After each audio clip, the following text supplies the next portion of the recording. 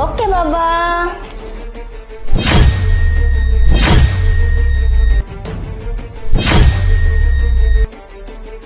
Surprise বাবা। Wow মা, আমি এটা নিব। ওকে বাবা, এটা তো আমি তোমার জন্যই নিয়ে আসছি।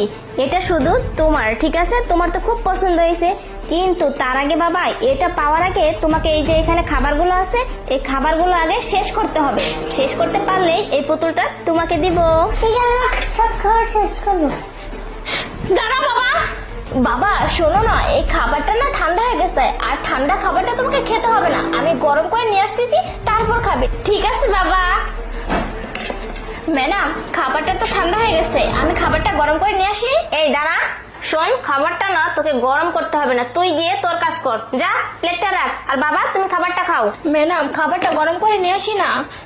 বাবা, এই খাবারটা খাওয়া যাবে না, এই খাবারের মধ্যে নোংরা পড়ছে। এই খাবারটা রাখ।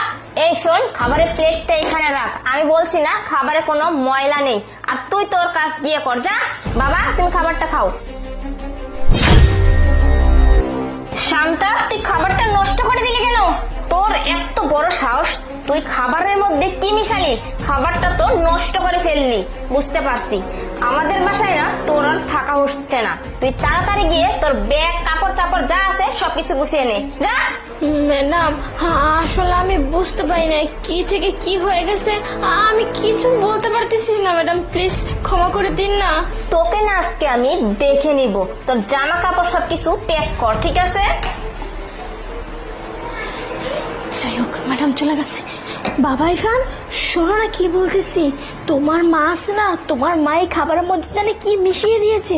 তুমি বাবা কিন্তু এই খাবারটা খেও না, বুঝতে পারছো? আমি কিছু বুঝতে পারলাম না। বোঝার দরকার নেই বাবা, আমি তো আসছি, বুঝতে পারছো? আজকে বুঝতে পারছি তোমার মা যে তোমার সৎ মা, সেটা বোঝা হয়ে গেছে, তোমাকে মারতে যাচ্ছে।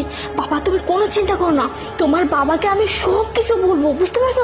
এখন তাড়াতাড়ি এখান থেকে চলো। আসো আসো বাবা, আসো আসো। বাবা তুমি কোনো চিন্তা করো না, আজকে তোমার বাবা বাড়িতে আসলে আমি সব কিছু বলবো।